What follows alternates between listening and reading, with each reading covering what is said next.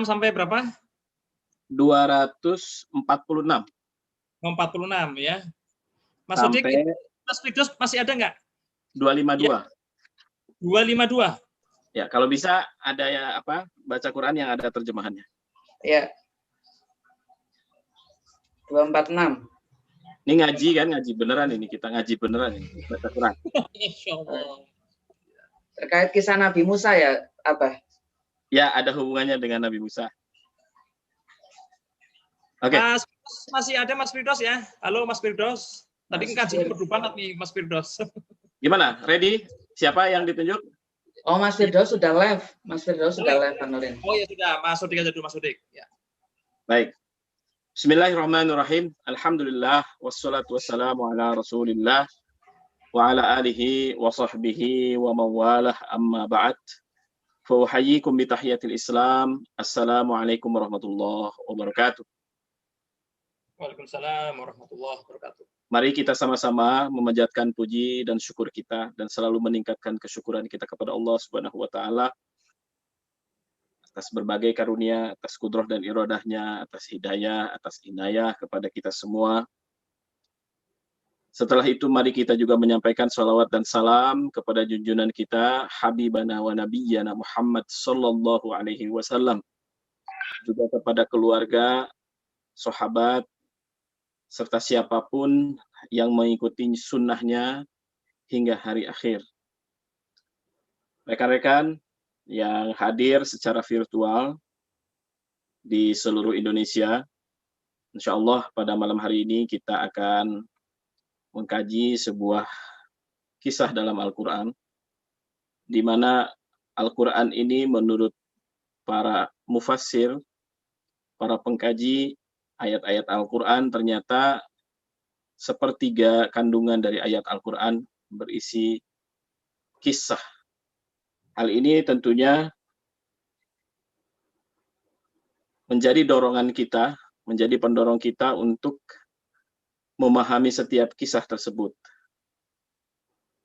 Ketika kita setiap harinya membaca suratul Fatihah, baik itu dalam keseharian sholat kita, dalam sholat fardu, dalam sholat sunnah, juga mungkin terselip dalam doa-doa kita, suratul Fatihah yang 7 ayat pendek tersebut mengandung kisah yang sangat luas sebenarnya, yaitu ketika kita berdoa kepada Allah agar ditunjukkan pada jalan yang lurus. Jawaban dari permohonan kita kepada Allah tersebut, Allah langsung respon dalam ayat berikutnya. Yang kita mintakan tersebut adalah siratal ladzina an'amta alaihim. Adalah jalan orang-orang yang diberi nikmat. Inilah apa yang kita minta tiap hari kepada Allah. Sekurang-kurangnya jika kita sholat fardu saja dan hanya membaca Fatihah dalam sholat fardu, sekurang-kurangnya kita 17 kali dalam sehari kita memohon ditunjukkan kepada jalan yang lurus. Dan jawaban Allah, merekalah orang-orang yang berada dalam jalan lurus itu, yaitu golongan para nabi dan rasul, golongan para siddiqin, golongan para syuhada dan solihin. Ada 124.000 nabi, yang 313-nya menjadi rasul. Perbedaan nabi dan rasul bukan pada menyampaikan atau tidak menyampaikan, semuanya wajib menyampaikan, bahkan yang bukan nabi pun wajib menyampaikan. Bahkan yang hanya tahu satu ayat pun dianjurkan untuk mampu menyampaikan. Perbedaan nabi dan rasul terletak pada apa yang dibawanya. Setiap nabi dan rasul membawa inti ajaran tauhid. Sementara para nabi tidak membawa syariat yang baru, tapi melanjutkan syariat yang sebelumnya. Di mana para rasul datang membawa syariat yang baru. Golongan yang kedua, golongan siddiqin, golongan yang sangat dekat sekali dengan para nabi dan rasul. Mereka yang boleh dikatakan tangan kanannya para nabi dan rasul. Mereka orang-orang yang sangat setia kepada nabi dan rasul. Ya. Golongan tersebut, dan di antara umat ini tentu yang paling terkenalnya adalah sahabat mulia, sahabat yang paling dekat kepada baginda Nabi Muhammad SAW adalah Abu Bakar Siddiq radhiyallahu anhu. Juga kelompok yang ketiga adalah mereka yang bertemu, ya, yang bertemu dengan kebenaran lalu memperjuangkan kebenaran tersebut dan gugur dalam perjuangan itu. Sementara yang keempat adalah golongan orang-orang soleh. Nah, orang-orang soleh ini diantaranya akan kita kupas kisahnya, ceritanya pada hari ini. Seperti yang saya mintakan tadi sebelum saya mulai kajian ini, saya meminta seorang volunteer untuk membacakan suratul Baqarah ayat 246. Tafadhal, silakan. A'udzu billahi minasyaitonir rajim. Bismillahirrahmanirrahim. Alam tara ilal mala'i min bani Israila min ba'di Musa id qalu linabiyyin lahum mub'ats lana qalu linabiyyin lahum mub'ats lana malikan nuqatil fi sabilillah. Qala hal asaitum in kutiba alaikumul qitalu alla tuqatilu. Qalu wa ma lana alla nuqatila fi sabilillahi wa qad ukhrijna min diyarina wa abnaina. Falamma kutiba alaihimul qitalu tawallaw illa qalilan minhum. Wallahu alimun bil zalimin. Silakan dibacakan artinya. Alam taro. Apakah kamu tidak memperhatikan pemuka-pemuka Bani Israel sesudah Nabi Musa, yaitu ketika mereka berkata kepada seorang nabi mereka, angkatlah untuk kami seorang raja supaya kami berperang di bawah pimpinannya di jalan Allah. Nabi mereka menjawab, mungkin sekali jika kamu nanti diwajibkan berperang, kamu tidak akan berperang. Mereka menjawab, mengapa kami tidak mau berperang di jalan Allah, padahal sesungguhnya kami telah diusir dari anak-anak kami. Maka tatkala perang itu diwajibkan atas mereka, mereka pun berpaling, kecuali beberapa saja di antara mereka, dan Allah Maha mengetahui siapa orang-orang yang zalim. Baik, terima kasih. Nanti kita sampai halaman kedua paling bawah ya kisahnya. Insya Allah kita baca satu persatu. Ayat yang 246 ini ke 246 ini mengisahkan tentang fase setelah Nabi Musa berlalu beberapa lama.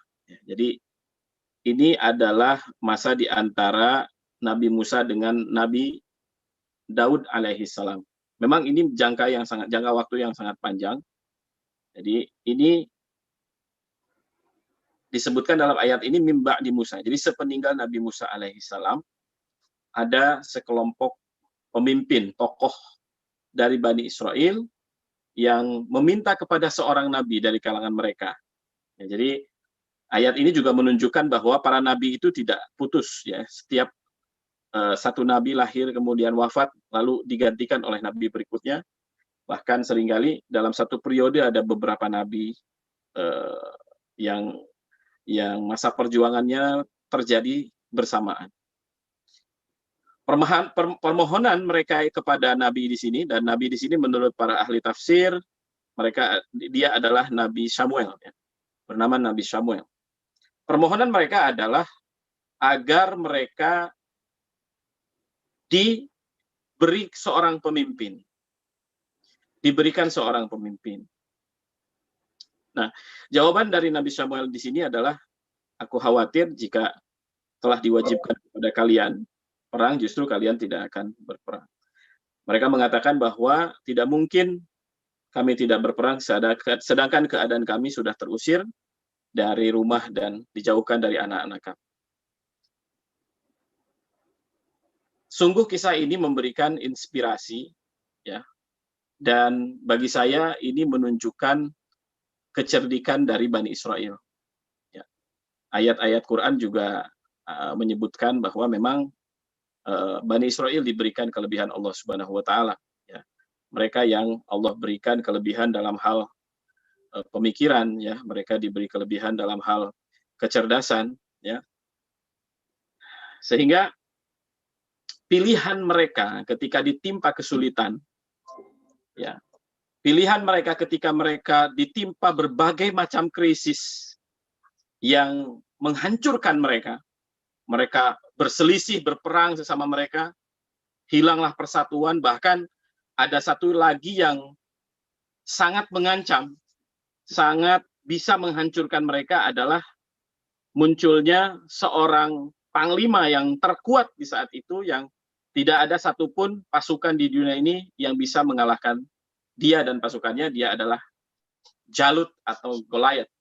Sekali lagi, ini kondisi yang sangat sulit bagi mereka, tetapi pilihan mereka ini sungguh amat luar biasa. Mereka tidak mencoba berganti-ganti sistem, mereka tidak mencoba hal-hal yang tidak efektif, ya. Solusi mereka tidak lantas bermusyawarah, ya. Mungkin hari ini umat Islam menghadapi masalah-masalah di dunia, diadakan konferensi, diadakan simposium, diadakan seminar, kajian, dan lain sebagainya. Apa sih inti masalah umat Islam? Tapi lihat, Bani Israel di sini menunjukkan kecerdikan mereka. Mereka berkesimpulan bahwa yang bisa menyelesaikan masalah mereka itu adalah seorang pemimpin. Ya, alhamdulillah hari ini di negara kita sudah mulai bahwa ada wacana yang menyuarakan bahwa fenomena yang kita alami hari ini adalah krisis kepemimpinan, ya. Dan ini sebuah kesimpulan yang tepat. Sebagaimana kita belajar dari ayat ini, ya, Yahudi begitu cerdik mengambil keputusan bahwa yang bisa menyelesaikan masalah ini adalah seorang pemimpin. Tetapi bukan itu saja kecerdikan mereka, ya. Mereka yakin yang bisa menyelesaikan ini bukan hanya seorang dan sekedar seorang pemimpin. Syaratnya itu adalah seorang pemimpin yang ditunjuk oleh Allah Subhanahu wa taala. Ya. Jadi mereka datang kepada Nabi Samuel, ya, supaya Nabi Samuel berdoa kepada Allah agar Allah menunjuk seorang pemimpin. Nah, lagi-lagi muncul pertanyaan, kenapa mereka tidak berdoa sendiri kepada Allah? Mengapa mereka meminta kepada Nabi Samuel agar berdoa? Ini juga kecerdasan mereka. Ini juga kecerdikan mereka. Mereka adalah bangsa yang tahu diri, di mana para pendosa itu tidak sampai doanya kepada Allah. Ya, ada maksiat yang menghijab doa-doa yang akan sampai kepada Allah, dan mereka tahu itu. Maka mereka meminta yang berdoa itu seorang nabi, dan kita tahu bahwa seorang nabi itu adalah orang yang terjaga dari dosa atau maksum. Nah, terus pertanyaan atau hal yang lebih dalam dari itu, kenapa mereka tidak meminta Nabi Samuel yang menjadi pemimpin? Lagi-lagi ini juga menunjukkan kecerdikan mereka. Jadi tidak serta-merta seorang yang soleh itu sudah otomatis dia punya kemampuan leadership.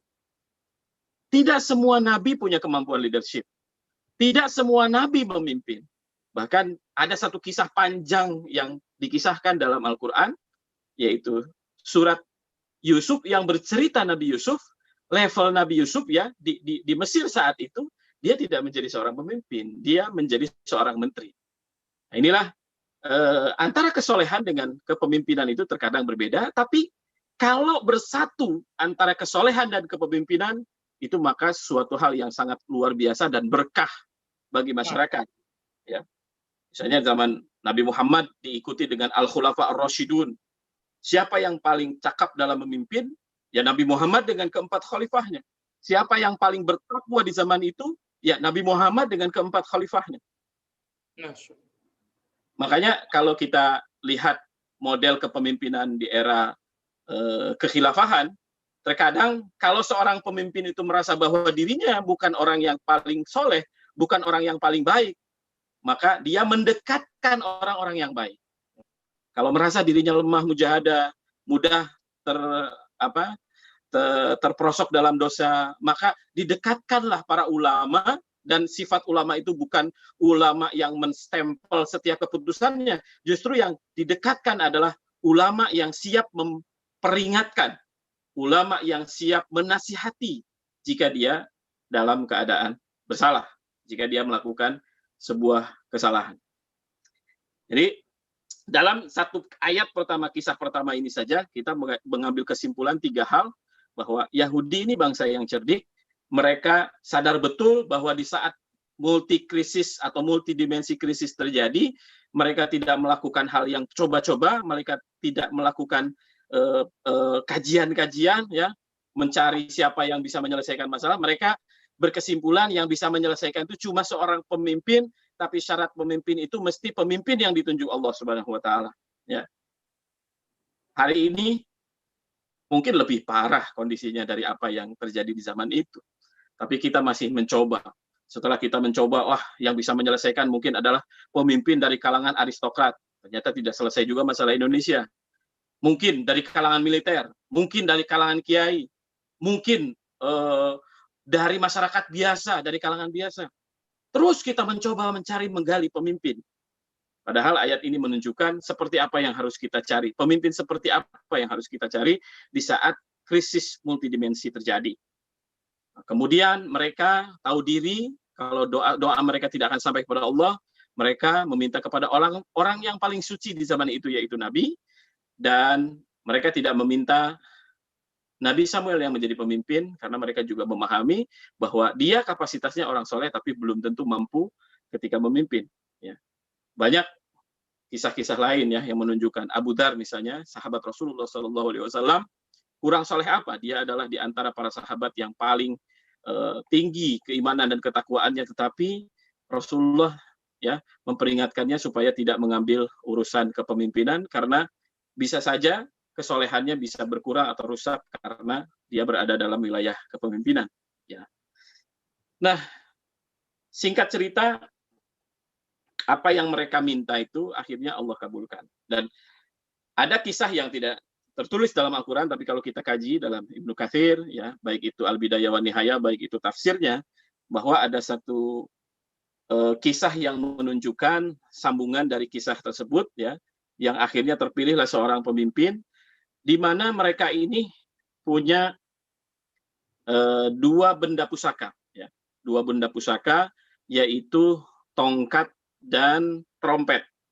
Nah, tongkat dan trompet ini diwariskan secara turun-temurun dari Nabi Musa, ya, kemudian Nabi Harun dan seterusnya, dan setiap kali benda berharga atau benda yang pusaka ini diwariskan dari satu generasi kepada generasi yang lainnya, dia akan menceritakan bahwa ketika kalian dalam keadaan sulit, ya, maka trompet yang sudah diisi oleh minyak zaitun itu, ya, trompet yang sudah diisi minyak zaitun, jika didekati oleh seseorang, kemudian tiba-tiba minyak zaitunnya itu mendidih, maka itulah orang yang kalian cari, dan itulah orang yang akan menyelesaikan kalian. Lalu ujilah dengan ujian yang kedua, ukurlah tinggi badannya, jika tinggi badannya sama dengan tongkatnya Nabi Musa, maka lengkaplah ciri pemimpin yang kalian tunggu-tunggu tersebut. Baik, lanjut kepada ayat 247, mohon dibacakan lagi. Monggo Mas Firdaus, sekalian sama artinya. Oh, ada, Mas Firdaus sudah datang ya? Sudah datang ya. 247, Al-Baqarah 247 beserta artinya. Ya, Mas Firdaus. Ini suaranya lebih merdu nih, Abah.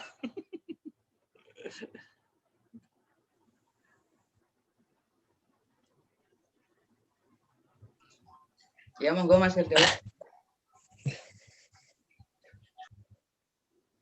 أعوذ بالله من الشيطان الرجيم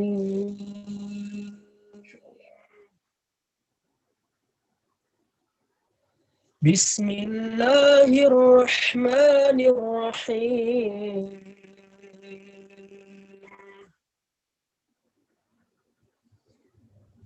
وقال لهم نبيهم إن الله قد بعث لكم طالوت ملكا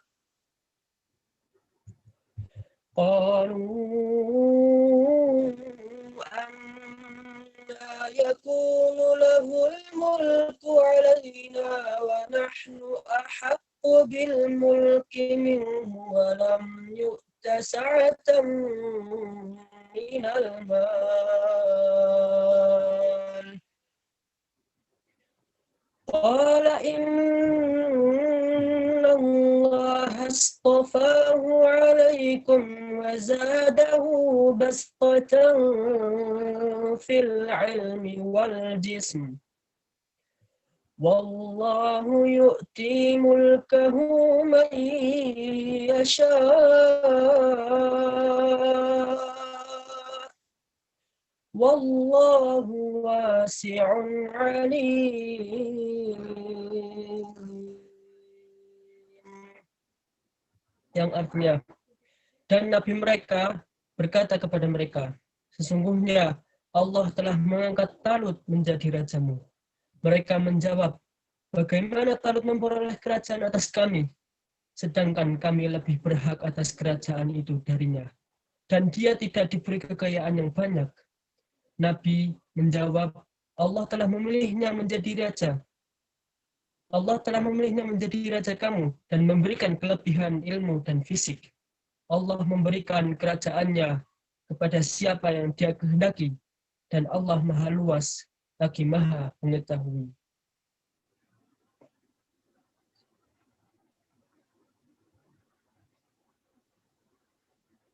Oh ya, di mute. Oke, sip. Ya. Sebentar, Pak. Oke. Ada lagi ya? Baik. Nah, seperti yang tadi dibacakan, ya, ternyata Allah Subhanahu wa Ta'ala memilih pemimpin dari kalangan mereka itu seorang yang bernama Talut.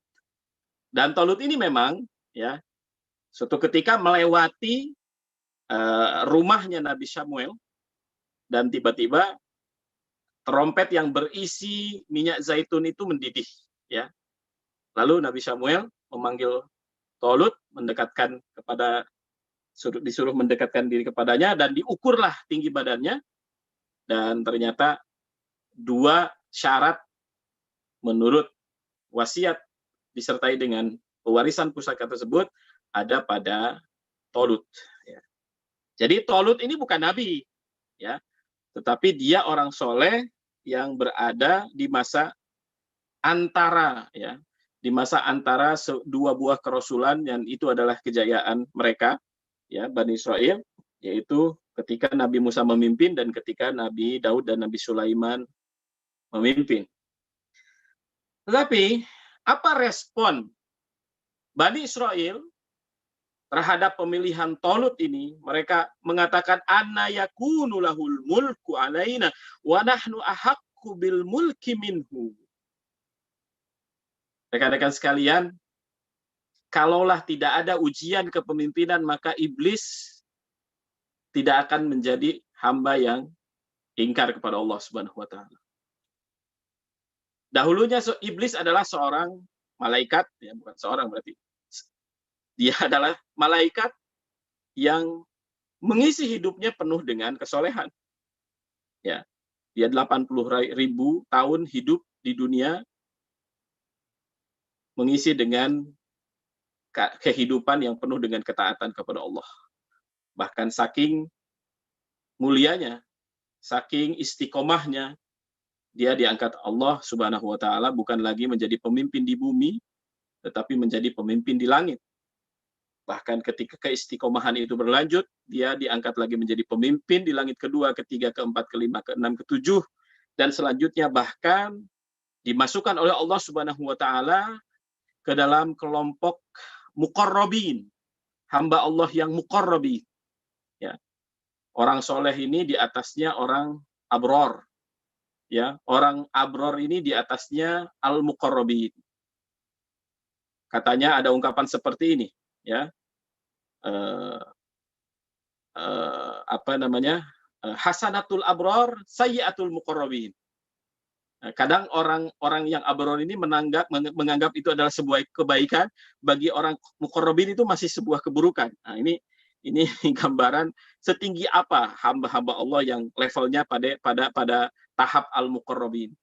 Jadi iblis ya saat itu sudah menjadi level hamba yang muqarrabin, yang didekatkan kepada Allah Subhanahu wa taala. Ya, berbagai ujian berhasil dilalui, tetapi ujian satu-satunya yang dia tidak mampu lalui adalah ketika Allah Subhanahu wa taala meminta ataupun menunjuk Nabi Adam dari kalangan manusia untuk menjadi pemimpin di bumi. Lihat, kepemimpinan Adam itu bukan kepemimpinan di seluruh alam semesta. Ditunjuk menjadi pemimpin di bumi, tempat yang sudah lama dia tidak tinggal di situ. Dia tidak tempati lagi karena dia disebutkan dalam Al-Qur'an berada dalam jannah, ya, tidak lagi di bumi. Berada dalam jannah, walaupun jannah di sini mungkin bukan surga yang nanti merupakan balasan untuk orang-orang beriman ya di akhirat, tapi disebutkan di alam Al-Qur'an bahwa mereka sudah tinggal di dalam jannah, hamba Allah itu hamba-hamba Allah yang muqarrabin tersebut ya. Tetapi ujian itu pun tidak sanggup ya. Seperti disampaikan tadi oleh moderator bahwa sejarah itu suatu yang berulang ya, seolah berulang yang sama kepada Bani Israel ya. Ternyata mereka tidak serta-merta bisa menerima kepemimpinan Talut. Bahkan kata-kata mereka, bagaimana mungkin ya dia menjadi pemimpin ya di antara kami, sedangkan kamilah yang lebih berhak atas kepemimpinan tersebut. Dia adalah orang yang tidak punya harta. Ya. Jadi kepemimpinan dari Bani Israel ini terkadang ada dari kalangan para nabi. Kalau tidak dari kalangan para nabi, maka dari kalangan raja. Ya, jadi kalau sifat kepemimpinan di Bani Israel ini mesti dari kalangan raja atau dari kalangan nabi, keturunan para nabi. Nah, Talut ini sama sekali tidak punya darah itu. Bukan keturunan nabi, bukan keturunan raja. Makanya mungkin mereka yang tadi al-mala itu, tokoh-tokoh dari Bani Israel itu ketika datang kepada Samuel itu mungkin harapannya salah seorang dari mereka lah yang ditunjuk. Harapannya begitu. Ya. Harapannya salah seorang dari mereka yang datang kepada Nabi Samuel itulah yang ditunjuk Allah Subhanahu wa taala. Tetapi Nabi Samuel berkesimpulan atas dua benda yang menjadi pusaka yang diwariskan kepadanya bahwa pemimpin yang ditunjuk Allah itu adalah Talut, tetapi tetap saja mereka tidak mau menerima. Nah, di sini Talut diberi kelebihan oleh Allah Subhanahu wa taala, keluasan dalam ilmu dan fisik. Ya, jadi syarat utama menjadi seorang pemimpin adalah ilmu dan fisik. Kalau dia punya harta ya berarti lengkap. Ya, kalau dia punya dana yang diberikan kelebihan harta berarti kepemimpinan yang lengkap. Sementara tapi itu menjadi kekuatan tambahan ya, bukan kekuatan yang utama ya, kekuatan tambahan saja kalau dia punya harta untuk kepemimpinannya. Sementara yang menjadi syarat yang terpenting itu adalah ilmu dan kemampuan fisik. Wallahu yu'ti mulkahu may yasha, dan Allah memberikan kepemimpinannya kepada siapa yang dikehendaki. Silakan Qori, dilanjutkan lagi ayat selanjutnya 248.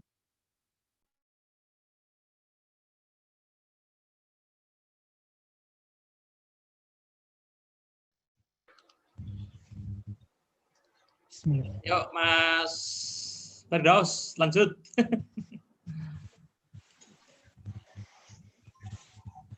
وقال لهم نبيهم إن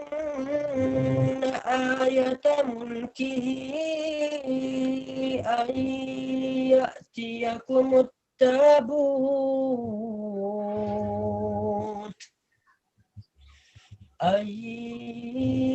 يأتيكم التابوت فيه سكينة من ربكم وبقية مما ترك آل موسى وآل هارون تحمله الملائكة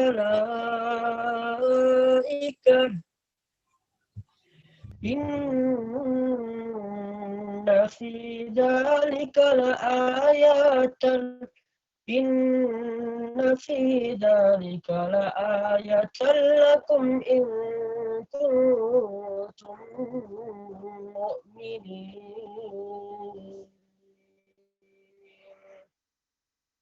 Dan Nabi mereka berkata kepada mereka, sesungguhnya tanda kerajaannya ialah datangnya tabut kepadamu, yang di dalamnya terdapat ketenangan dari Tuhanmu, dan sisa peninggalan keluarga Musa dan keluarga Harun yang dibawa oleh malaikat.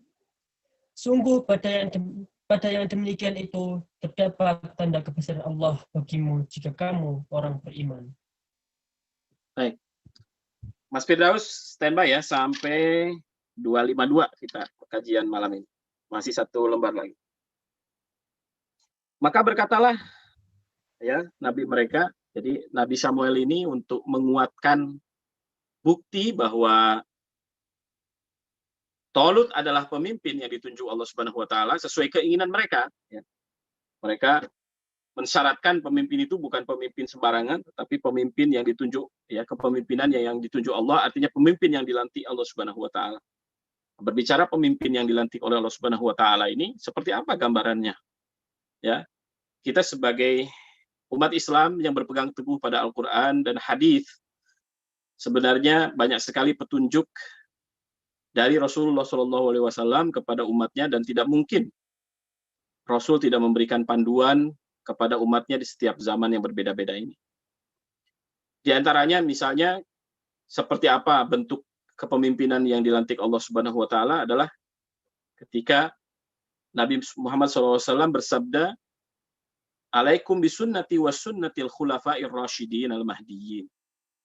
Hendaklah kalian berpegang dengan sunnahku dan sunnah para pemimpin yang adil yang diberi petunjuk setelahku. Ya, ini bagi Nabi Muhammad SAW cukuplah memberikan isyarat bahwa setelah beliau itu akan ada kepemimpinan yang lain, ya, dan bentuknya bentuk jamak karena bentuk khulafa ini bentuk jamak dari khalifah, seorang pemimpin, dan kata Nabi sifat pemimpin tersebut adalah adil dan diberi petunjuk. Akhirnya para ulama menyimpulkan bahwa hadis tersebut yang dimaksudkan pemimpin yang adil itu adalah 4 khalifah pengganti Rasulullah SAW dari Abu Bakar Siddiq radhiyallahu an sampai Ali radhiyallahu an. Bahkan ada lagi ijtihad seolah-olah ijma' para ulama juga menyampaikan bahwa Umar bin Abdul Aziz itu juga adalah masuk ke dalam golongan al-khulafa ar-rasyidin al-mahdiyyin. Ya, beliau adalah khalifah yang kelima. Begitu juga Nabi Muhammad SAW memberikan isyarat kepada kita semua dalam sebuah hadis. Innallaha yab'atsu fi kulli ra'si mi'ati amin man yujaddidu amra hadzal din. Sesungguhnya Allah akan mengutus pada setiap awal abad, pada awal kurun, seorang yang akan memperbaiki urusan agama ini. Lihatlah, harus pandai-pandai melihat hadis tersebut ya. Rasul menggunakan tahunnya itu dengan kata-kata am. Sedangkan bahasa Arab itu juga tahun bisa menggunakan kata sanah. Nah, ternyata sanah dengan am perbedaannya adalah kalau sanah itu Masehi, sanah miladiyah. Sementara kalau am itu adalah sanah hijriyah.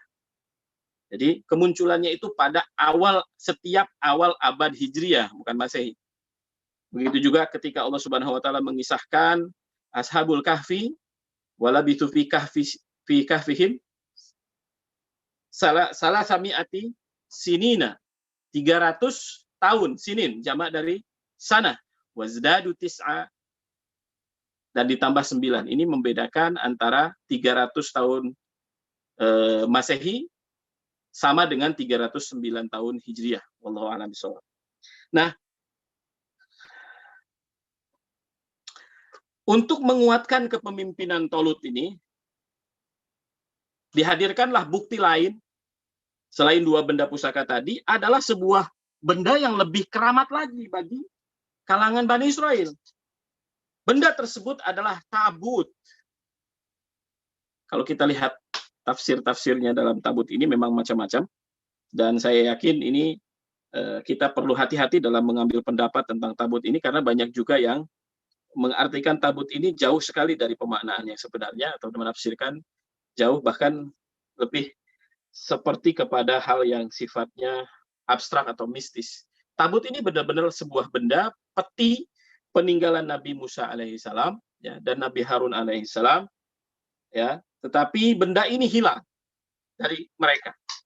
Lalu kemudian benda ini dibawa oleh malaikat. Kalau tidak salah, dalam Ibnu Katsir dikisahkan ada 8 malaikat yang membawa peta ini turun dari langit, lalu diserahkan kepada Tolut, supaya Tolut ini diterima kepemimpinannya oleh seluruh Bani Israel. Nah, mengenai tabut ini menarik sekali, banyak sekali kajian tentang ini, baik disampaikan dalam kisah-kisah yang ilmiah, ya, kajian-kajian ilmiah, kemudian ada juga diceritakan dalam kisah-kisah fiksi, ya, bahkan yang menarik gitu ya, ada sebuah film dengan judul Tabot, ya, film yang diproduksi oleh Hollywood, yang ternyata mereka tahu juga benda yang disebutkan dalam kitab, dan mungkin saja tidak hanya dalam kitab Al-Quran, tapi berbagai kitab suci sebelum Al-Quran mungkin menyebut benda tersebut, yang setelah Nabi Sulaiman berakhir kepemimpinannya, ternyata benda ini juga raib kembali, hilang kembali.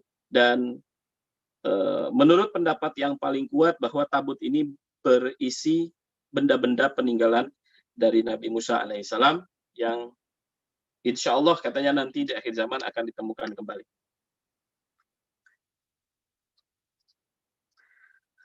Baik, lanjut. Ayat 249.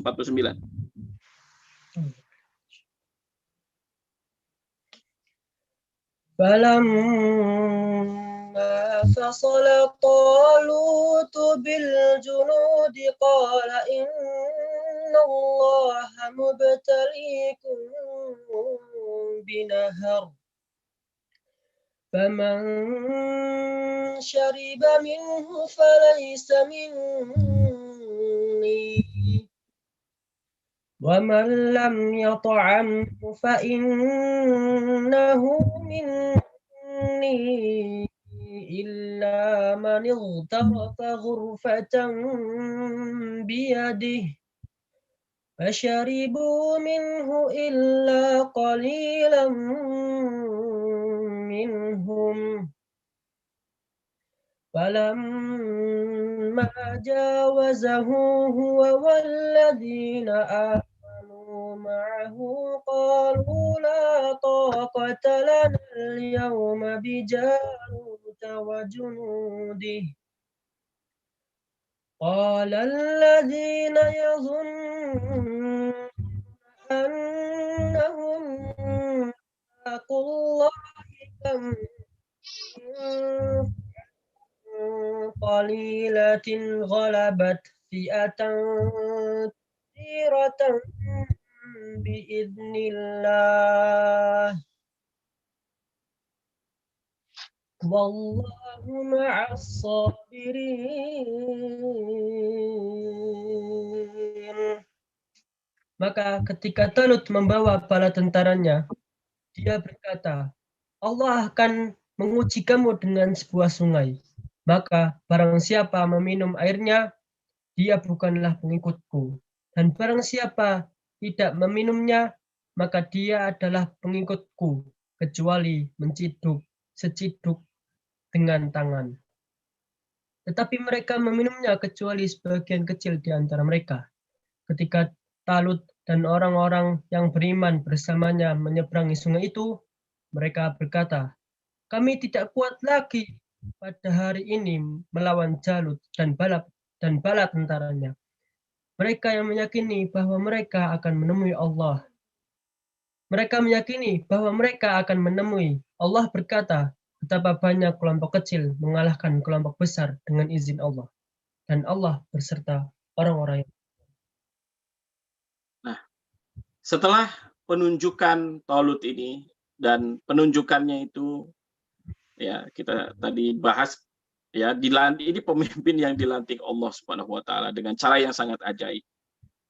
Dan diterimalah kepemimpinan Talut ini kepada oleh sebagian besar ya dari Bani Israel.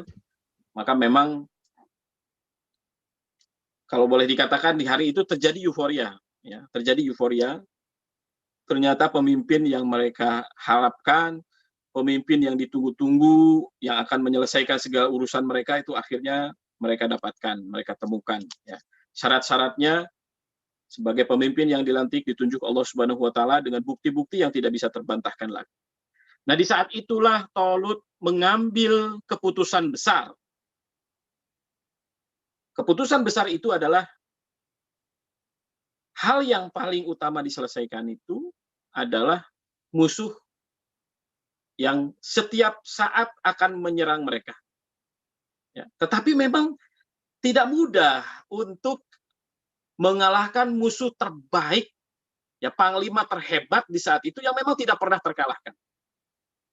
Dia memerlukan sebuah pasukan yang terlatih, membuat pasukan yang terpilih, dan sayangnya dia tidak punya banyak waktu untuk melakukan itu.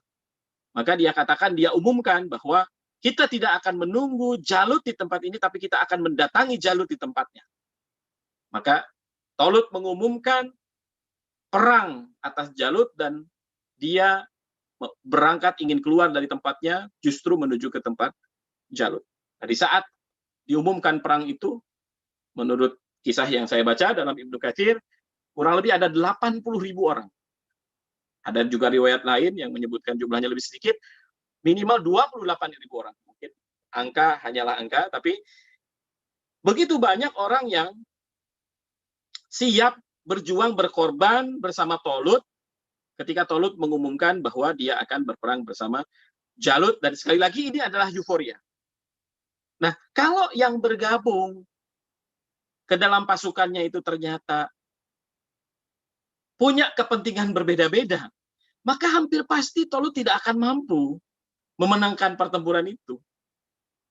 Maka tadi, karena dia sadar betul tidak punya waktu untuk menyiapkan, maka dilakukanlah rekrutmen untuk melakukan sebuah perjalanan, yang nanti dalam perjalanan itu ada ujian-ujiannya, sehingga nanti yang sampai ke medan perang itu hanyalah orang-orang yang terpilih saja. Tadi disebutkan di sini, ya, Talut mengatakan, sungguhnya Allah akan menguji kalian dengan sebuah sungai. Siapa yang minum dari sungai itu, maka dia bukan golonganku. Ya. Dan siapa yang tidak mencobanya, tidak memakannya, maka sesungguhnya dia adalah golonganku. Kecuali, ya, Talut memberikan keringanan, boleh meminumnya itu dengan cara mengambil seteguk yang bisa diambil oleh tangan ini. Illa man igtarafa gurbatan biyadi. Ya. Tapi apa yang terjadi? Fasyaribu minhu. Mayoritas mereka tidak lulus dengan ujian ini, kecuali sedikit saja. Nah, sekali lagi kan Quran itu kisah yang sangat rapat sekali. Isinya di dalamnya ada 6.000 ayat lebih dan harus mengisahkan kisah yang banyak. Tentunya hanya garis besarnya saja. Tapi kalau kita kembali kepada tafsir, ya, bukan itu saja ujian yang diterima oleh pasukannya Talut. Banyak sekali ujian-ujiannya itu, sehingga ketika mereka sampai di medan perang itu, justru angka yang tadinya 80.000, satu riwayat 28.000, ternyata yang sampai di medan perang itu adalah jumlahnya sungguh sangat jauh menyusut, itu hanya 313 orang saja. Bayangkan. Ya. Jadi yang terpilih, yang hatinya paling lurus gitu ya, karena dari 28.000 atau 80.000 itu mungkin ada yang niatnya mencari harta, atau niatnya cari jodoh, atau memang udah nggak ada kerjaan lagi, ya, kecuali harus ikut, ya, pengangguran, bisa saja. Sementara pasukan kebenaran itu tidak akan pernah menang kecuali atas bantuan Allah. Masalahnya, apakah pasukan itu layak untuk mendapatkan bantuan Allah atau tidak? Maka sekali lagi, pilihan Talut ini sungguh luar biasa. Dia membuat sebuah treatment yang sangat menantang sekali, dan ternyata treatment yang dia lakukan itu tentunya atas petunjuk dari Allah pasti. menggugurkan sebagian besar pasukannya sehingga yang sampai di medan perang itu hanya 313 orang saja. Ya, hanya 313 orang saja, jumlah yang sangat sedikit. Maka kita lihat berikutnya, ya, ketika mereka sampai bertemu dengan melewati ujian-ujian itu dan bertemu dengan pasukan Jalut, mereka mengatakan la taqata lana al-yauma bi Jalut wa junudih. Kami tidak punya kekuatan apapun untuk melawan Jalut dan pasukannya. Ya. Tetapi di saat-saat yang seperti ini, ya inilah pentingnya sebuah tim. Di antara mereka ada juga yang penting tinggi ruhiyahnya, tinggi keyakinannya, tinggi akidah tauhidnya kepada Allah.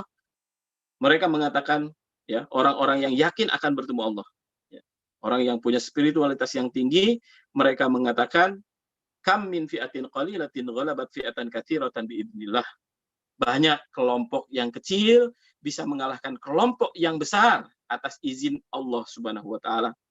Atas izin Allah Subhanahu wa taala, dan Allah akan selalu bersama orang-orang yang sabar. Silakan Mas Yusuf, lanjutkan.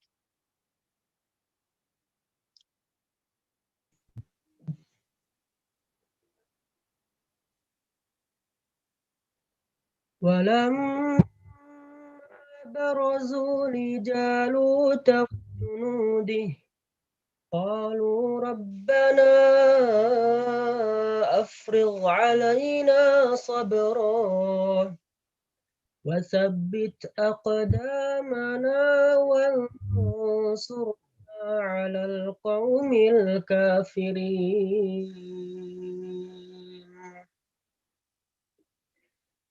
Lanjut.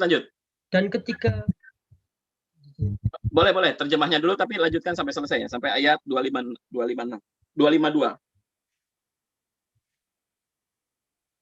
Dan ketika mereka maju melawan Jalut dan tentaranya, mereka berdoa, ya Tuhan kami, limpahkanlah kesabaran kepada kami, dan kukuhkanlah langkah kami, dan tolonglah kami menghadapi orang-orang kafir.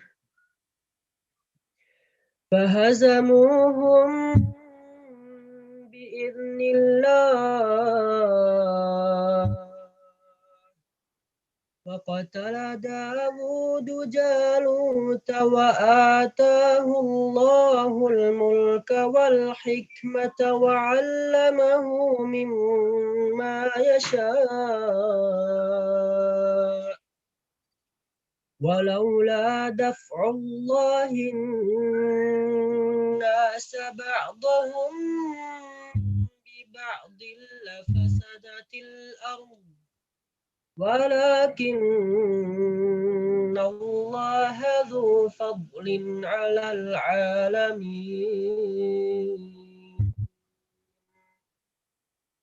Maka mereka mengalahkannya dengan izin Allah, dan Daud membunuh Jalut. Kemudian Allah memberinya Daud kerajaan dan hikmah dan mengajarinya apa yang dia kehendaki. Dan kalau Allah tidak melindungi sebagian manusia dengan sebagian yang lain, rusaklah bumi. Tapi Allah mempunyai karunia yang dilimpahkannya atas seluruh alam. Tilka ayatullah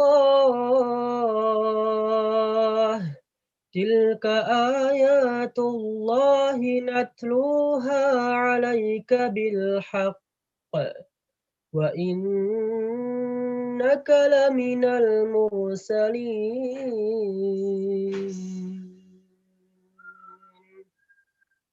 Itulah ayat-ayat Allah. Kami bacakan kepadamu dengan benar, dan engkau Muhammad adalah benar-benar seorang Rasul. Baik, terima kasih.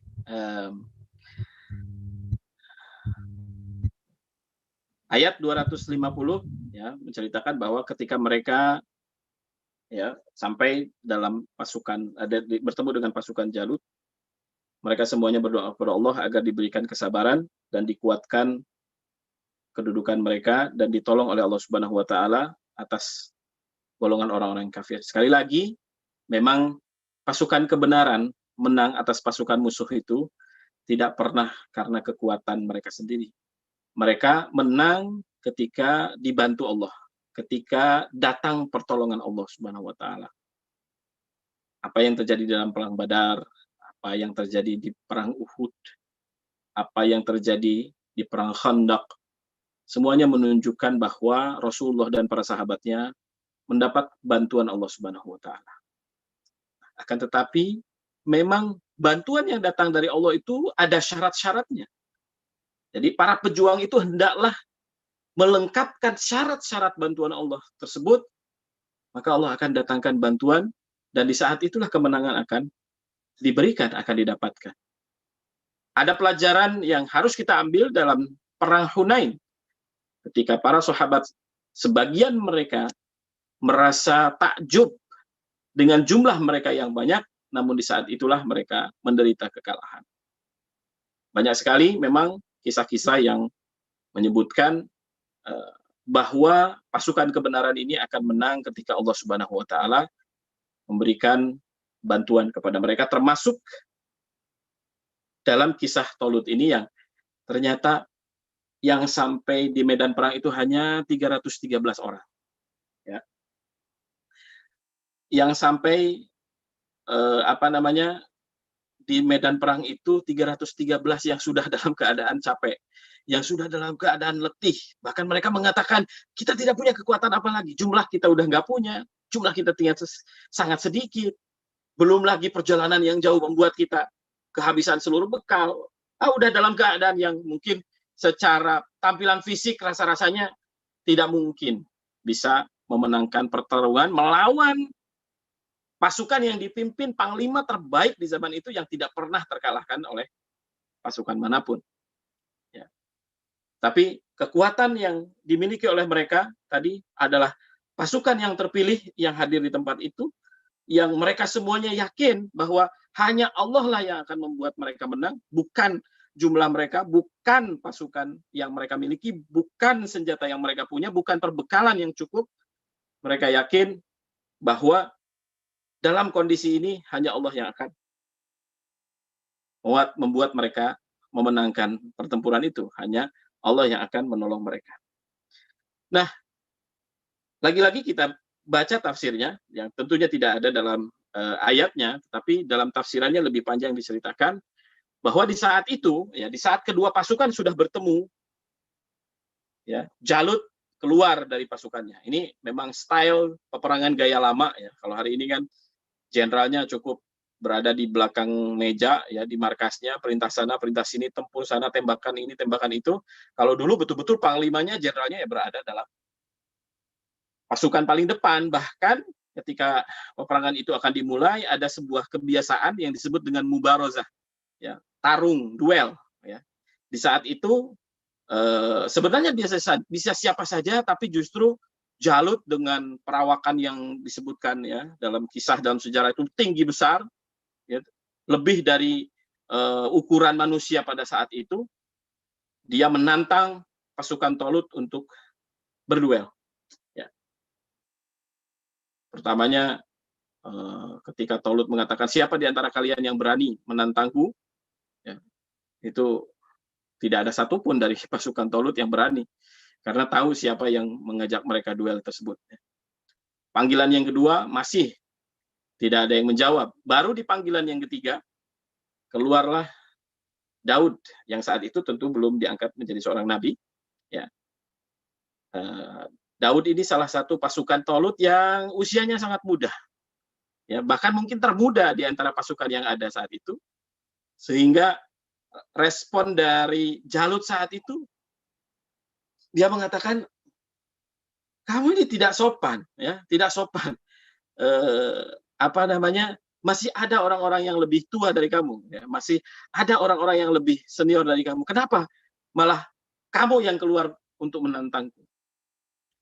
Nah, inilah jawaban dari Daud, ya. Ini menunjukkan seorang tim itu harus seperti ini, ya.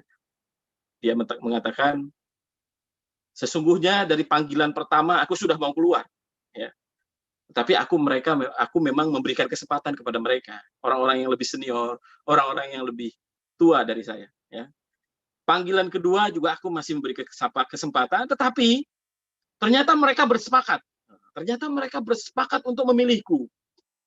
Padahal kesepakatan itu tidak pernah terjadi. Nah ini, kalau kita punya tim yang seperti ini, maka dia sebenarnya tim. Gitu ya.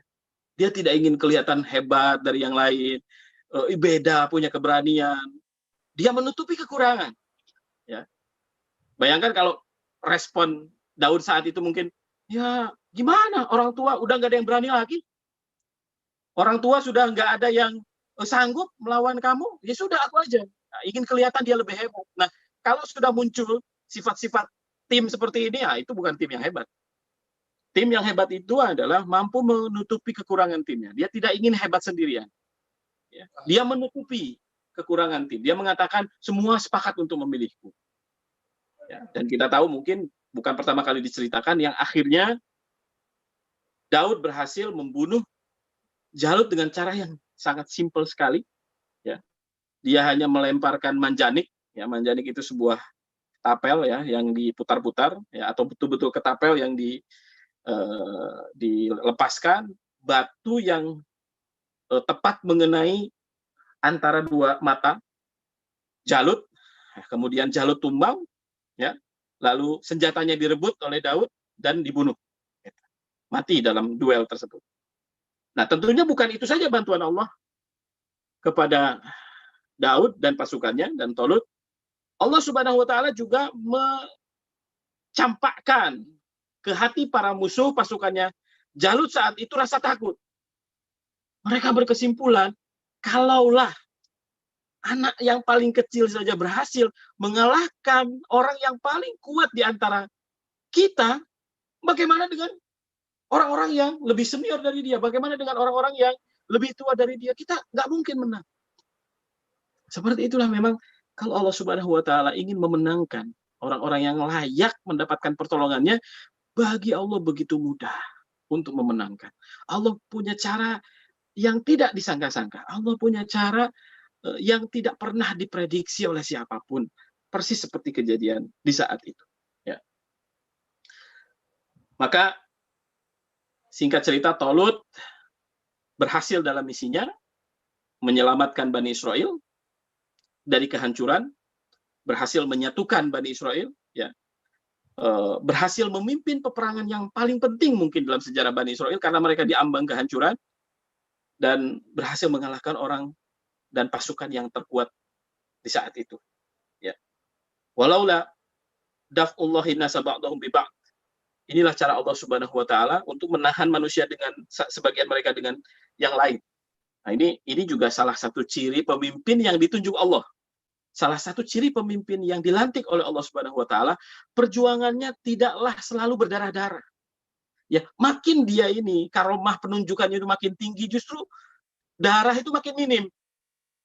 Contoh Nabi Muhammad SAW, memang di zaman beliau, usia beliau antara 52 sampai 62 beliau wafat ya. Ada 74 kali peperangan, ada 27 kali beliau menjadi pemimpin, tapi ajaibnya Nabi Muhammad tidak pernah membunuh musuhnya. Ya.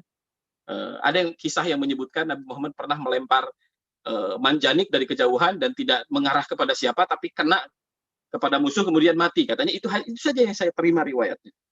Ya. Nabi Muhammad tidak pernah menghabisi seorang nyawa gitu ya.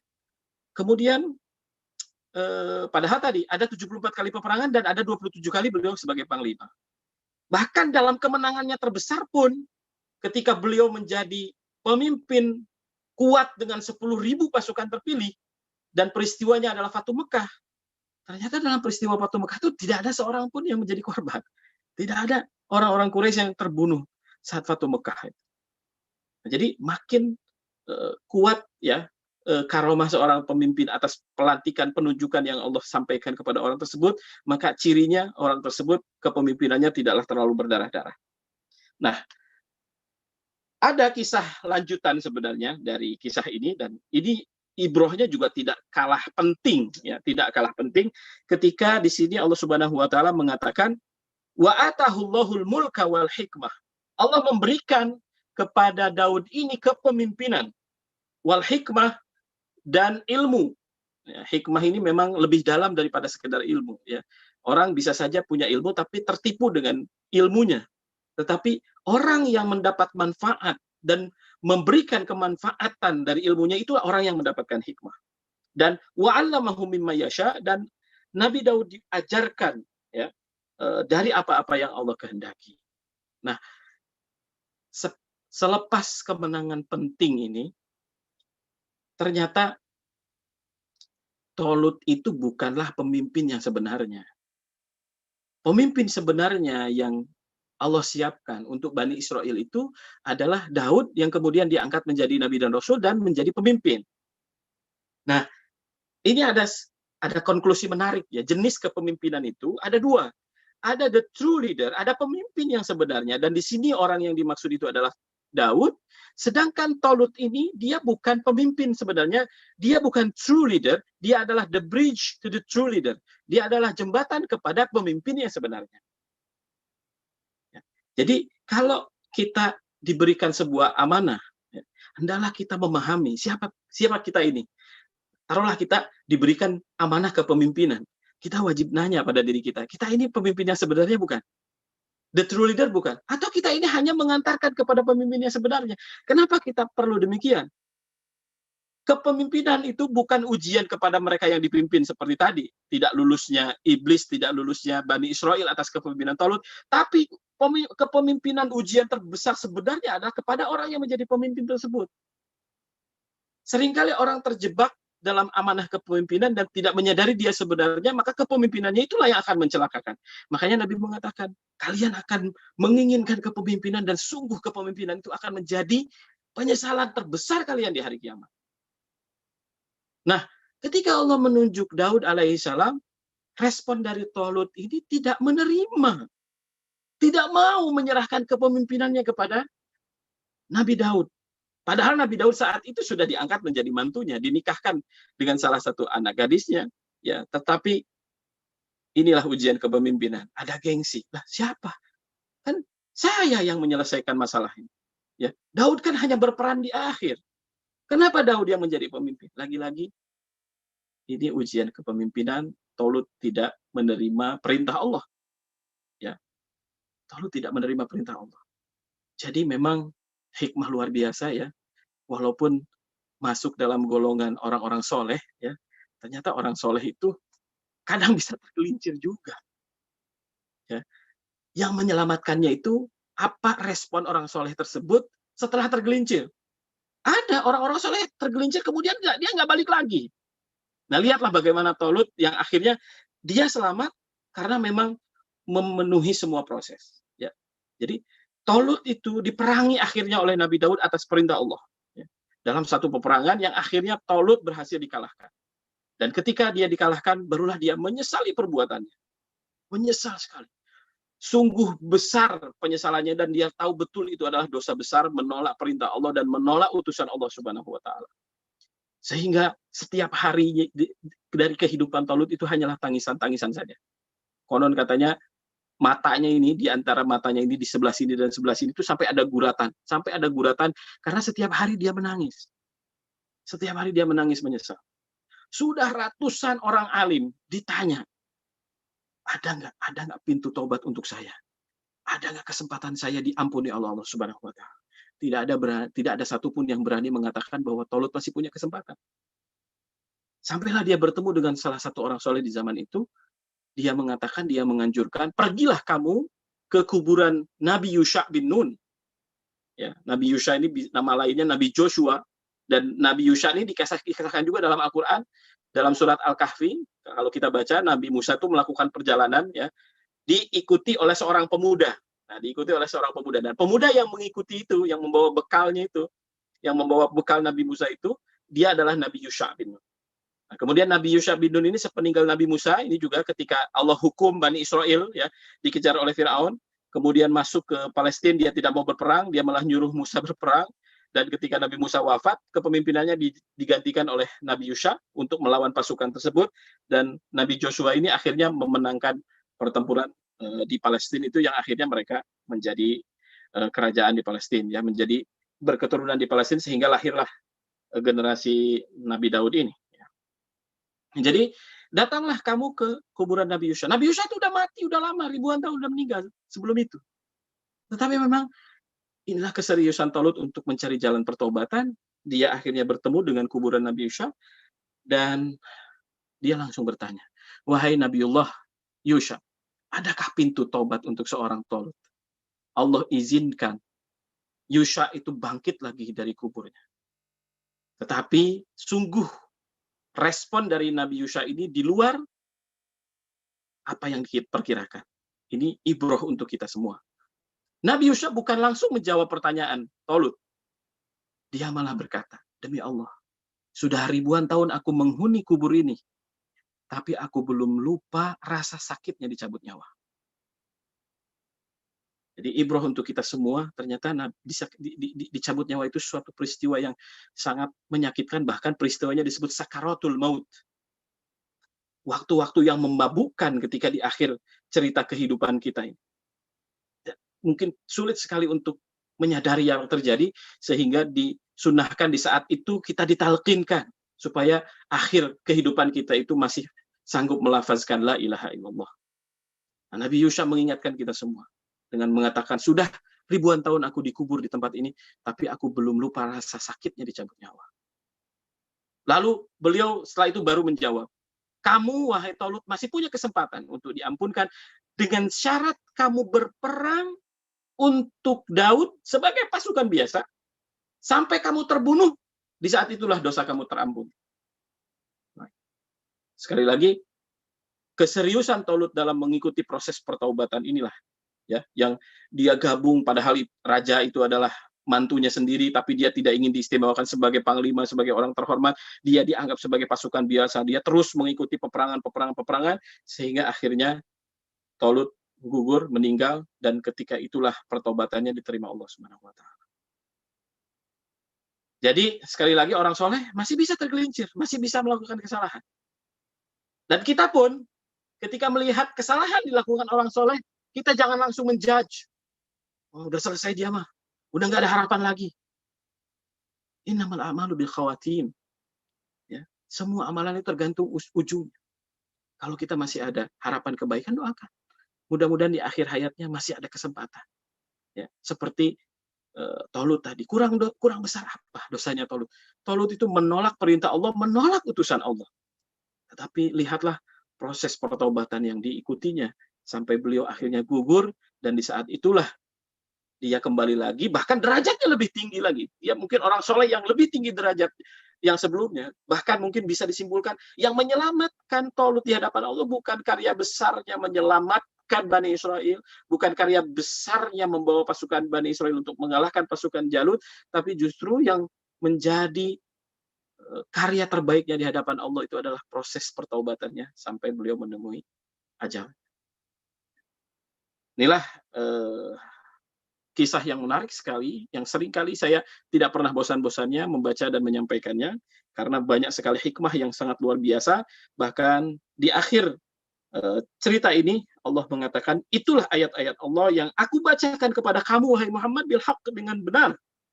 Wa innaka laminal mursalin. Ini pun sebuah isyarat dari Allah Subhanahu wa Ta'ala bahwa menjadi seorang pemimpin itu hendaklah tahu sejarah. Hendaklah tahu sejarah. Karena sejarah itu ibarat buku petunjuk yang sebenarnya pattern-patternnya sudah bisa kita lihat. Sudah bisa kita lihat. Karena kalau ada kejadiannya begini, maka rentetannya begini. Makanya saya selalu melihat seorang pemimpin yang hebat itu dia tahu sejarah. Dia paham akan sejarah. Cuma masalahnya sejarah ini satu hal yang sangat rumit, sangat sulit sebenarnya kita pahami, karena sejarah ini tunduk kepada tangan penguasa. Jadi sejarah itu untuk mendapatkan yang esensi itu agak-agak susah. Gitu. Versi siapa? Ya, kalau kita hidup di zaman Orde Baru, ya kita tidak akan mendengar Orde Lama itu baik. Begitu juga ketika kita sekarang hidup di Orde Reformasi, kita tidak akan mendengar Orde Baru itu baik. Begitu juga ketika Bung Karno memimpin sebagai Orde Lama, dia mengatakan bahwa 350 tahun itu masa terburuk bangsa Indonesia, berada dalam penjajahan. Ya. Jadi memang sejarah selalu tunduk kepada tangan penguasa. Makanya mudah-mudahan kita diberikan cara oleh Allah Subhanahu wa Ta'ala untuk memahami esensi sejarah. Dan di antara kisah-kisah sejarah yang amat sangat sulit untuk dipalsukan, tentunya yang bersumber dari Al-Quran. Tentunya ya bersumber dikisahkan dalam hadis. Dan kalau kita berpegang kepada dua kitab ini dan pada kisah-kisah yang disampaikan oleh para ulama yang muktabar, para ulama yang kita kenal kebaikan dan kesolehannya, insya Allah kita akan mendapatkan kisah-kisah sejarah yang jujur, yang itu menjadi kebaikan untuk kita semua. Wallahu a'lam bishawab. Terima kasih atas perhatiannya. Wassalamualaikum warahmatullahi wabarakatuh. Waalaikumsalam warahmatullahi wabarakatuh. Waalaikumsalam warahmatullahi wabarakatuh. Masya Allah, Masya Allah. Luar biasa ya Mas Sodik, kisahnya. Luar biasa sekali, sangat-sangat dalam. Kalau mungkin kita membaca terjemahannya saja mungkin ya terasa kurang mantap, tapi dengan penyampaian dari Abah Kurniawan luar biasa, sangat dalam, sangat banyak ibrah yang ada di kandungan ayat-ayat tadi mengenai kisah Bani Israel, khususnya ketika zaman Talut, Jalut, dan Nabi Daud. Terima kasih pada Ustadz Abah Iwan yang luar biasa sekali. Sama-sama. Ada pertanyaan Pak Noren atau gimana? Sesi pertanyaan atau gimana? Teman-teman yang mau bertanya, ya di kolom chat kelihatannya belum ada yang bertanya nih. Ya, begitu. Kisah rupanya ya. Bagi yang mau bertanya bisa open mic atau nulis di kolom chat, nanti host yang bacakan. Host atau co-host yang bacakan. Satu paling tidak satu yang mau respon ya, dibuka satu orang. Kalau ada yang bertanya, dipersilakan. Memang waktunya ini sudah jam 9.15 ya. Sudah over ya. Tapi barangkali ini ada yang ingin menanggapi ya, saya persilakan nih. Saya persilakan gitu. Dipersilakan aja. Oke. Itu sampai 5, 4, 3, 2, 1. Udah, nggak ada. Ya mudah-mudahan tidak ada pertanyaan, mudah-mudahan para hadirin, para yang hadir di Zoom ini sudah paham semuanya lah. Ya, inilah bedanya kajian fikih. Kalau kajian fikih kan mungkin ada pendapat lain. Kalau kajian akidah juga sama. Ada pendapat lain. Tapi kalau sejarah mau dibantah apa kan gitu. Sejarah itu kan satu hal yang sudah terjadi, ada manfaat, ada kisah, ada ibroh yang kita dapatkan. Nah, tinggal kembali lagi kepada kita, ibrohnya mau diambil atau tidak, dijadikan dijadikan pelajaran untuk kita semua atau tidak, kan gitu intinya. Nah, kalau kita ngaji fikih atau tauhid, akidah, bisa saja ada perbedaan-perbedaan. Apalagi kalau sudah mengaji fikih, mungkin bahasanya apa, pertanyaannya nanti bisa menjauh mendalam sampai ke yang dibahas toharoh, pertanyaannya waris kan bisa saja. Jadi bagi saya tidak aneh setelah mengisi kajian ini, amat jarang sekali orang yang bertanya. Karena justru mungkin di dalam kepala ini berkecamuk, oh ternyata begini, ternyata begitu, oh ada satu hal yang sebenarnya luar biasa kita dapatkan dan itu menjadi panduan kita semua. Saya kira itu yang terjadi. Paling mungkin kajian sejarah itu adalah untuk memperdalamnya kita diskusi, mudzakarah. Kita saling mengisahkan kembali. Dan ini amat sangat berharga sekali. Kalau kita sudah mendengarkan satu kajian, ya apalagi itu sejarah, cobalah untuk sampaikan kembali, cobalah untuk ulas, cobalah untuk ambil hikmah. Bisa saja, tadi saya memang sudah menceritakan hikmah-hikmah yang ada dalam kisah ini, tapi bisa saja ada orang yang punya hikmah lebih dalam lagi. Suatu hal yang sangat mungkin terjadi. Rasul pun mengatakan, rubba muballighin aw amina sami. Banyak orang yang hanya mendapatkan berita yang ketiga, tapi dia lebih paham daripada orang yang mendengarkannya langsung. Ya, wallah. Jadi, saya kira kita cukupkan saja kajian kita pada malam hari ini. Ada satu pertanyaan nih, Abah, non sewu. Ada satu pertanyaan di chat, masih ada waktu atau gimana? Jangan sewu, satu aja. Oh ya, satu. Ini ada pertanyaan dari Ina Balikpapan, wah dari Pulau Seberang, berarti sudah waktu Indonesia Timur pada jam 10 malam lebih nih beliau. Pertanyaannya, Abah, sejarah kan berulang. Kalau belajar dari Nabi Daud, sifat apa yang bisa diterapkan sebagai seorang pengusaha? Nah ini, sebagai seorang pengusaha, sifat apa yang bisa diambil dari kisah tersebut? Oke, mungkin kita belum sekali mendalam tentang membahas Nabi Daud ya. Jadi ceritanya ini antara atau sebelum sebelum peristiwa kepemimpinan Nabi Daud. Jadi Nabi Daud kemudian mewariskan kepemimpinannya kepada Nabi Sulaiman. Nah, kemudian setelah Nabi Sulaiman tidak ada lagi kepemimpinan yang diwariskan, bahkan anak-anaknya Nabi Sulaiman itu berperang satu sama lain. Jadi malam ini belum masuk pada kajian sejarah Nabi Daud. Tetapi kalau tadi disinggung sedikit tentang karakter Nabi Daud alaihissalam, dia adalah orang yang mendapatkan hikmah, ya, hikmah. Sekali lagi, orang yang berilmu mungkin tertipu dengan keilmuannya. Banyak orang yang menjadi sombong, banyak orang yang menjadi lupa diri karena ilmunya. Makanya kita meminta kepada Allah kan ilmu yang bermanfaat, bukan ilmu yang banyak. Bisa saja ilmu yang sedikit tetapi diamalkan dengan baik, itu akan jauh lebih memberikan manfaat kepada kita semua. Ya. Hari ini kita banyak ikut kajian, banyak ikut pengajian. Itu ibarat kita nanam di mana-mana. Ya, kita nyangkul di sini tanam lagi, nyangkul di sini tanam lagi. Tapi kalau tidak ada aplikasi pengamalan, yaitu hanya pohon-pohon saja yang tidak melahirkan manfaat apa-apa.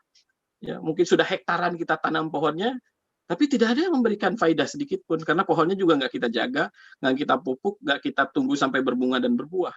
Tetapi satu pohon saja kita jaga, kita rawat betul, kita pupuk, kita jaga dari hama, ada hama kita bereskan, kita tunggu sampai dia berbunga, kita tunggu sampai dia berbuah, lalu buahnya memberikan manfaat kepada kita, bahkan orang-orang sekitar kita. Itulah gambaran ilmu yang ada hikmah di dalamnya. Ya. Jadi hikmah itu suatu yang lebih dalam daripada ilmu. Kalau ilmu itu sesuatu yang sesuai hakikat, maka hikmah itu adalah ilmu di dalam ilmu. Nah, saya kira bekal siapapun, mau dia pemimpin, mau dia pengusaha, sama. Ya, dia memerlukan hikmah tadi. Sesuatu yang ini bukan hasil belajar. Ya. Kalau hikmah itu bisa didapatkan karena belajar, ya, mungkin para orientalis yang mempelajari Islam itu sudah masuk Islam. Ya. Karya orientalis nggak main-main loh. Salah satu kitab karya orientalis itu Al-Mu'jam Al-Mufahras li Al-Fadil Hadis, indeks hadis. Kalau Anda ingat satu kata dalam hadis, misalnya man ra'a minkum munkaron, nggak ingat ayat selanjutnya, nggak ingat hadis kelanjutan hadis tersebut, buka kitab ini akan ketahuan ini hadis lengkapnya seperti apa, siapa perawinya, ditulis dalam kitab apa. Ini karya orientalis. Tapi ya mereka hanya ilmu saja. Tidak akan memberikan dampak apapun kepada mereka. Itu memang bukan sesuatu yang mereka harapkan untuk bisa diamalkan. Nah, jadi terkadang seseorang punya ilmu yang sederhana, tidak banyak ilmu yang dimilikinya, tapi betul-betul dipahami, betul-betul dihayati, diijtihadkan atau diusahakan untuk diamalkan, maka dia akan jauh lebih memberikan manfaat untuk dia. Dan mudah-mudahan kita semua mendapatkan ilmu yang seperti ini. Syukurnya ya, banyak ilmu, banyak hikmah itu lebih baik lagi. Tapi kalau perbandingannya banyak ilmu tapi tidak memberikan kesan apa-apa, itu lebih baik kita memiliki ilmu yang sederhana, yang kita amalkan, yang kita pahami dengan baik, yang kita dalami, yang kita usahakan, kita mujahadahkan untuk kita amalkan, kemudian memberikan dampak kebaikan untuk kita semua. Sekali lagi, wallahu a'lam bishawab, segala kebaikan datangnya dari Allah dan Rasul-Nya, juga kebaikan dari guru-guru saya, adapun kesalahan itu murni dari kesalahan saya sendiri. Wallahu a'lam bishawab. Terima kasih atas perhatian kajian malam ini. Wassalamualaikum warahmatullahi wabarakatuh. Waalaikumsalam warahmatullahi wabarakatuh. Sekali lagi terima kasih kepada Abah Kurniawan. Kalau kata anak zaman sekarang itu materinya daging semua, Pak Nurin. Daging semua. Jadi tadi ketika kami meringkas itu, wah, rasanya pengen ditulis semuanya. Jadi bagi para hadirin yang ikut kajian di Zoom ini, bisa bergabung di channel Telegram, biar bisa mendapatkan ringkasan materi atau mungkin info-info terupdate terkait kegiatan Yuk Ngaji online. Linknya sudah dikirim oleh host Pak Nurin di grup chat. Ya, Termasuk barangkali kalau ingin dapat videonya itu di channel YouTube Yuk Ngaji Online ya. Itu terekam, insya Allah bisa didapat di sana. Terima kasih Apa Iwan. Masya Allah, mudah-mudahan Allah senantiasa memberkahi antum dan kita semuanya. Terima kasih Abah. Sama-sama. Terima kasih. Assalamualaikum warahmatullahi wabarakatuh. Waalaikumsalam warahmatullahi wabarakatuh. Moga Mas Sodik kelihatannya sudah 21-22 ya. Itu ya. Sudah cukup malam. Ini sudah mulai ada yang join ke grup Telegram, bagi yang belum silakan join saja. Atau mungkin bisa di search Pak Nurin, namanya apa Pak Nurin? Sudah. Yuk Ngaji Online juga di Telegram Yuk Ngaji Online. Iya. Mungkin bagi teman-teman yang tidak, karena setelah ini linknya akan meetingnya akan kita akhiri. Jadi bagi teman-teman yang mungkin tidak sempat masuk lewat link, bisa search aja di Telegram channel Yuk Ngaji Online untuk mendapatkan update-update terbaru dan juga ringkasan materi atau nanti video kalau mungkin mau nonton kembali. Ya. Jadi Yuk tanda pentung Ngaji Online itu channelnya Telegram. Ya itu.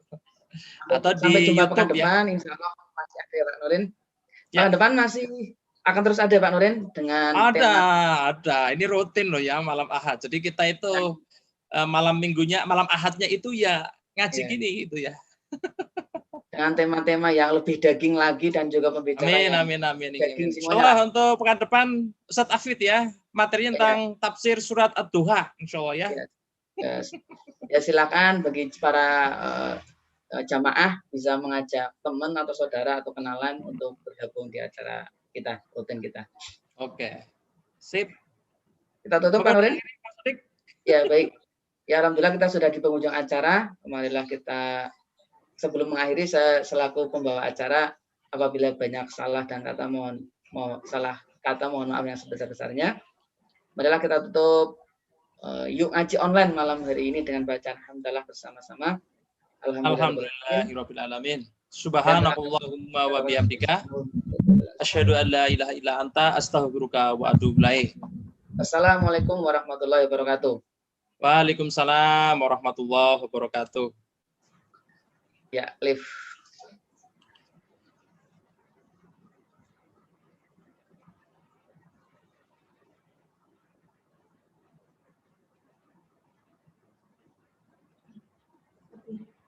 Hallelujah, Jesus.